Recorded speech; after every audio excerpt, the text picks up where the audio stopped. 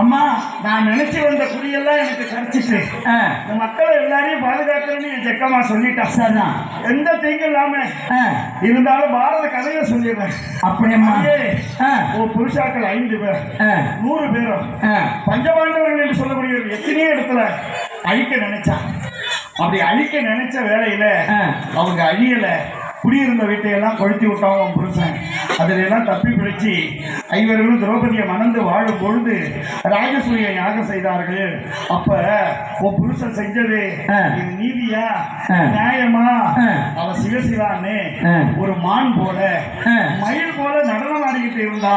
அவன் ஓடி விளையாடிக்கிட்டு இருந்தா இந்த பாஞ்சாலி. ஆமா, குழந்தை போலதானே. அவளை கொண்டு வந்து ஒரு ராஜசபையில நிறுத்தி பத்தினியை கொண்டு வந்து இந்த பாசவையில நிறுத்தி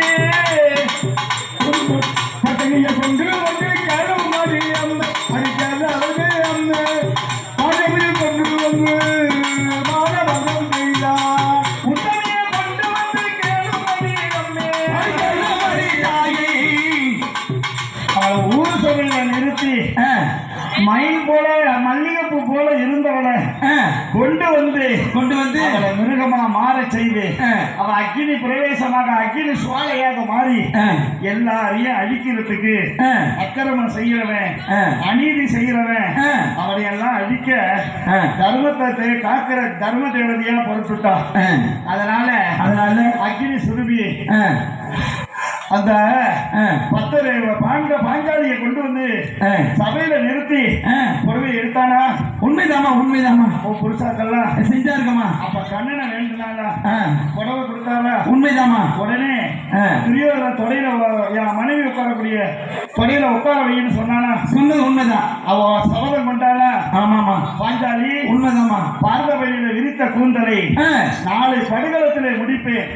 பாரியில விரித்த கூந்தல் படுகளத்துல முடிப்பேன்னு 13 வருஷம் போயிருக்கா பாஞ்சாலி. சரிதாமா.